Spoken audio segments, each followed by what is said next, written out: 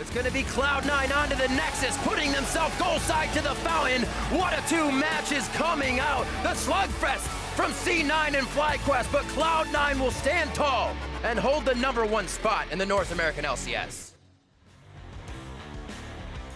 Hello everyone, and welcome to LCS Tonight. I am Freak, joined here by Zyrene and Jat, my two favorite people on this stage. Yeah. Not counting myself. I was waiting for the qualifier. Yeah. I was thinking if there are any crew members on stage. I was like, look at you. Yeah, thankfully we're alone, so you guys win by default. Congratulations, gentlemen. First and second place, you can share amongst yourselves. Yeah. All right, let's talk about what happened in the North American LCS tonight as well as the rest of the week. First off, big ups to, as we look over at the standings, the teams that went 2-0 over the week, the teams with green bars by their side especially, Immortals, Echo Fox, and Cloud9 both climbing pretty heavily up the standings, 2-0 weeks for all three of those teams. Yeah, it's really surprising, too, because we're looking at Immortals and Echo Fox, but they got to get some wins together. They're tied for 4th place now. Yeah. So huge surge in the standings, and one win puts them at 4th in sole possession, and then they are 2 away from TSM. Like, another 2-0 week for these teams. They're definitely in that top spots. Yeah, I just am still a little flabbergasted from that Cloud9 versus FlyQuest series where we remade the game at 12 minutes. Yeah. 10 minutes and 20 seconds, actually. But overall, the whole series was epic. I just got done casting this with Rivs. So game one, more than I expected, actually, because I thought Cloud9 was pretty huge favorites coming into this, and FlyQuest actually opened up some pretty big early leads. Yeah, FlyQuest are incredibly surprising because, you know, it's kind of like, are they ever going to turn back into a pumpkin? Is this just, you know, a fantasy? But they're actually proving that they are a legitimate top team, that they have the macro play as well as the individual skill across the lanes to actually, perform. We said they were going to be losing lanes all across, but no, it's not the case. Part of me wants to be a curmudgeon and say that it's going to happen eventually. I know. But you feel like, it, right? FlyQuest just is making so many plays, and other teams just do not seem to be on their level as far as macro plays in a lot of these things. But you looked at the whole series, clearly Cloud9 did deserve to win this one. They had some clutch team fights down the stretch. They were able to come back in game one. Jensen was crushing in a lot of the games. They played very well. Yeah, even with the remake that ended up being less favorable for Cloud9 in a actual large play sense because they lost a whole bunch of kills. They ended up blowing the flashes as well. And FlyQuest get an advantage, still ends up winning the game for Cloud9. Yep, got to say, but big ups to individual performances there. Let's move down to another really important series for us, which was Counterlogic Gaming over Phoenix One, which, with CLG coming in at, 2-4 to start the week was, much better from them. Much needed victories for CLG to start getting back up in the standings and bring Phoenix One down because they were looking like a top 4 team, and now they have a lot of competition around them. Yeah, and this was a series where, even coming into this week, yes, it was good for CLG to pick up this win, but really disappointing for Phoenix One to lose this one because we kept talking about, FlyQuest strength of schedule, whether or not they could be a top team. Whereas, they haven't played the top teams like Phoenix One yet. Yeah. And then it's Phoenix One who ends up going 0-2 on plummeting. Yeah. So this was a really close series, and it could have actually swung a lot of different ways. But Phoenix One actually looked really frustrated after a lot of these games because they had opportunities to win, but they just couldn't seem to close things out. Yeah, we're seeing players like Inori start having games where, they are living by Inori, they are dying by Inori. Arrow is still consistent force, but going over to CLG, they're starting to find a little bit of consistency, and I think Darshan playing some carries has been most of their victories. Right. I mean, Mark talked about it in the analyst desk. They have kind of a liquid thing going on where sometimes players step up and the other ones don't, but at least we're seeing them step up. You had Afru, who almost 1v5 game 1, Darshan and 6A, who kind of 2v5 game 3. As hyperbole, but somewhat accurate. Yeah, and it's weird, right, when we look at CLG because we've seen them win 2 splits in a row a little while ago. We saw them do well at MSI, but that's not the last time we saw them do well, and we keep waiting for them to turn back into that team, right? So we still have that image of them being really strong, but they keep using this, we have to learn to play to the meta as an excuse. Yeah. So does everyone else, dude, the entire NALCS. So I don't buy that excuse anymore, especially over a month into the season. Yeah, it's so funny. The FlyQuest line is when are they going to become a pumpkin? But it's when is CLG going to turn back into Cinderella's carriage, right? Yeah. Cinderella? Yeah, that's the one, right? Yeah, okay. I got the carriage.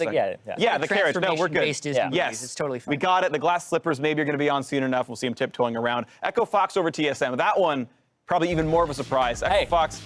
We were in story meeting. I called it. I mean, I called Alliance, evil, even odd curse. But this is pretty sweet. But yeah, Looper went off. That was the big surprise for me because he was taking over all of the games. It wasn't just one performance. Every single game in that set, those two, he was actually a monster. Echo Fox blasted TSM in this series, and Sven Skaren looked real bad. Acadian completely destroyed him. This was, I believe, his 8th death in the first game, and then even in the second game of this series where it was a little bit closer, Sven Skaren still didn't have a good game on Lee Sin, and it was Echo Fox that was being the more proactive team. Yeah. So total reversal from last year, and Echo Fox actually looking pretty promising now.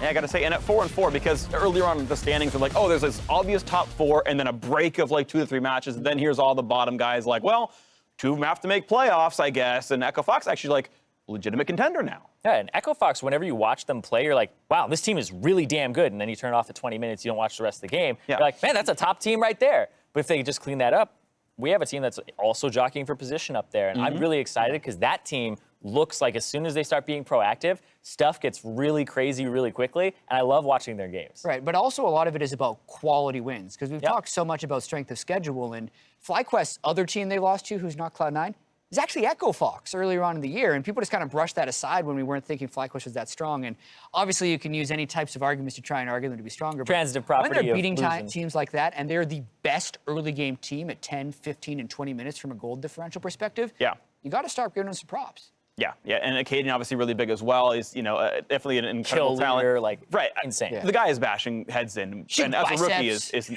Wears muscle shirts. You were complimenting his body during the cast.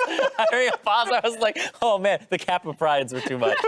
He does still maintain Golden Glue can bench more than him, by the way. So if you're looking for someone who's just objectively like, Golden Glue's got the strength. immediate muscle strength. I hear that's in the Well, way you Acadian's work cutting, out. by the way. He's like lost a bunch of weight recently. Strength I watch his training. vlogs. There's a lot of Kappa pride going on here. Okay, OP5. Speaking of Echo Fox players, not going to actually mention him, but Zyrene, you pilot a lot of this. Looper up in the top lane. There you can see Moon, Jensen, and the bot lane of Immortals. I got a shout out that I didn't think Cody's one was complete garbage, and he finally has a good week here. Yeah, that one was a really surprising one for me. And like you said, I was kind of the person who was mostly behind these selections because Cody Sun and Olay really stepped up. Cody Sun had the great pull at times, ended up winning Immortals a lot of the team fights, big part of why they went 2-0. Yeah. And Olay, he was the person who snowballed the games. The Thresh Lanterns backwards for Dardoch. Dardoch, of course, not actually having the consistency that like people like Moon and Acadian were having for OP5, but he is an honorable mention for me, as well as Acadian. So. Yeah. Olay's vision stats have actually been insane even before this week when they were losing, so I like that. Looking at the rest of that list as well, though, like Moon continues to surprise people, even though he was the one person on that list who didn't go 2-0. We've talked about Looper already just being a total monster in that top lane. We're waiting for when Looper was going to turn in to the big offseason acquisition we were expecting. This dude's been one of the best top laners in the world for a couple of years, so it's about time he had his breakout Beat TSM at Worlds, did it again here, just pouring more salt in the wound. Yeah, I do want to spend a little bit more time dedicating onto Moon specifically. We have a bunch of footage of him doing a bunch of cool stuff this week. Still one of my favorite junglers, still the only pro Evelyn out there, and having a lot of fun running with this team. I love that his build play changes so much. Look too. out! And he's gone. Boom! Gunblade in there as well. But his build changes constantly on Evelyn, and that's what's so surprising to me is he just has such a knowledge and understanding of this character where he'll build Lichbane one game, he'll build Leandri's another, Gunblade in that one, Iceborne Gauntlet. So I believe they lost that game. It is. Even high afterwards. 6-0 Evelyn running around killing everything. That's not expected. I agree with you, though. He's just shown up, especially in early game, and this confidence just seems to build week after week. Yep. Honorable mention, by the way, goes to Wild Turtle. Got his 1,000th career kill. I know we had footage of that earlier on, and we have it again. Misses the ult, still gets it. Good enough. Doesn't matter. It's Varus. You just need to land the E and then not let and then an auto attack. And then he did it. But the thing is, after this, he also, I believe, holds the record now for most kills because Double Lift had hit 1,000 in the last regular season game. And he's not playing anymore. Decided to stream for some reason. Now Wild Turtle overtakes him. Yeah. Still losing to Cutie Pie when he streams. So I mean, it's never the best, never lucky. the best at anything. And those Wild Turtle clips, like whoever's on that buzzer, that was like 20 more buzzes than I was expecting. It just kept going. But it was the right amount, though. 20 more than expected, but 0 more than was necessary. The right number. Yeah. So proper counting there from whoever's on buzzer duty. I don't know who you are, but you are officially the best person. Thank you so much for that. That went well. Okay, so Wild Turtle now the all-time regular season NALCS kill leader, and will continue to do so for probably the rest of this split, maybe the rest of the year. We'll see what happens with Double Lift in the summer split, but that's going to do with the rest of the OP5. So now we move on to Twitter questions, or Twitter answers, or whatever they are from our Twitter audience. First one comes from Kazu, who says, who is your dream team of 5 players after what we've seen so far? And I'm going to take this to mean, if you're going to, start again in week 1 and build an LCS team, who's going to win an LCS? It's interesting, because I'm going to take this question as it is not a current performance all-star team. It's more just like, what are the 5 players you really want to throw together on a team? Based on what you've seen so far. So it does need to be based on 1 through 4 performance. So it's basically an all-star team. So I saw the question ahead of time, and I have my little notebook. That's true. Here. I did cheat. I during cheated a little bit. The my top break. laner is Impact. Sure. My jungler is Acadian. My mid laner is Jensen. And my bot lane is Arrow and Smoothie. Okay. Chat? I think those are pretty reasonable picks. Yeah, I was gonna say like I might go Bjergsen instead, and I might go Moon instead. I mean, I think based on a lot of the stats and like the total kills, those things make sense. But if I'm building this from the start of the year, so I'm gonna answer your question so I don't. So you're just like before just coming so in. I don't have exactly the same thing. I'm gonna go with Looper in the top lane because I feel like he had the most coming in, arguably with Someday, but I always like Looper's reliability.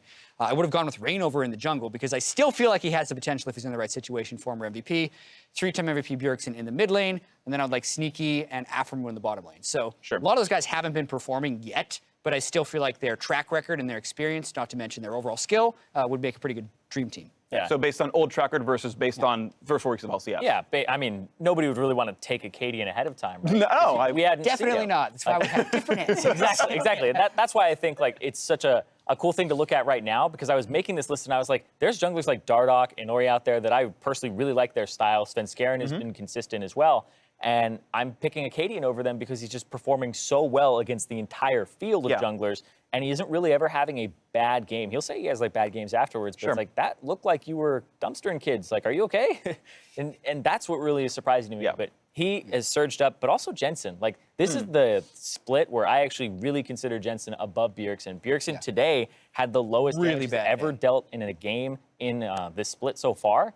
And Jensen is actually the CS per minute leader in the world at the moment. So he's really just consistent farming. Also, Jensen lost 2 games this week. 0 deaths in those 2 games. He's just consistent. He's not the reason that they're losing.